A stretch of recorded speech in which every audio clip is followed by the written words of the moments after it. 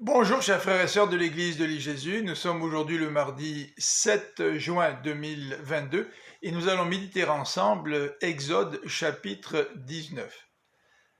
Les versets 1 à 9 soulignent qu'à ce stade-ci de son histoire, Israël est prêt. En effet, Dieu est intervenu pour le libérer de l'Égypte et le peuple a été témoin des 10 plaies.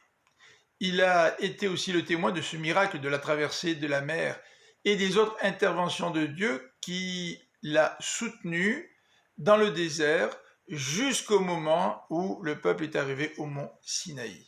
Il est donc maintenant prêt. Dieu l'a amené à lui pour que ce peuple devienne son peuple, pour qu'il soit un royaume de prêtres, une nation sainte, en obéissant au Seigneur et en étant fidèle à son alliance. Dans les versets 10 à 15, même si le peuple est unanime et que le peuple veut s'engager dans cette alliance, il a besoin de comprendre le sérieux de cette alliance et de comprendre aussi la sainteté de l'Éternel. C'est la raison pour laquelle le peuple doit se purifier, laver ses vêtements, s'abstenir de relations sexuelles. Et il devra aussi se tenir à une certaine distance du mont Sinaï, sur lequel l'Éternel rencontrera Moïse, et ceci sous peine de mort.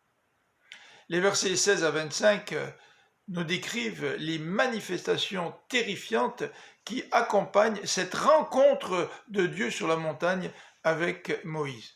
Coups de tonnerre, éclairs, épaisse nuée qui recouvre la montagne, le feu, la fumée, le tremblement de terre.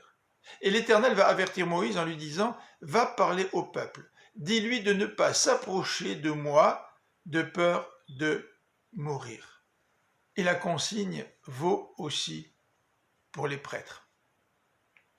L'Éternel est tellement grand, l'Éternel est tellement saint, que personne ne peut voir Dieu et vivre.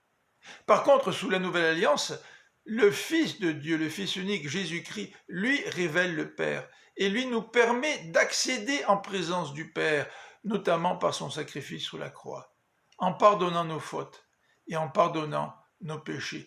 Quel privilège nous avons sous la Nouvelle Alliance de pouvoir nous approcher du Dieu 3 fois saint.